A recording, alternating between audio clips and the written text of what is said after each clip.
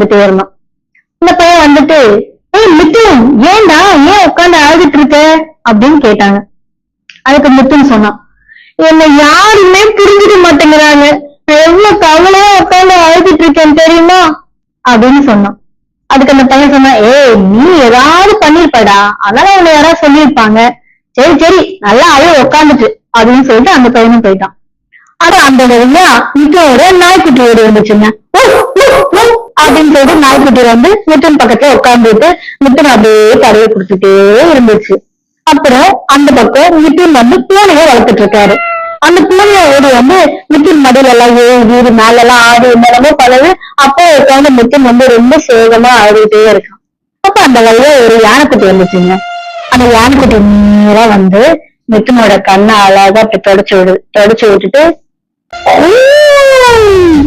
என்ன ஆச்சு எனக்கு, ஏன் உட்காந்து அழுதுகிட்டு இருக்க அப்படின்னு மித்தனை பார்த்தா அந்த யானைக்குட்டி கேட்டுச்சு.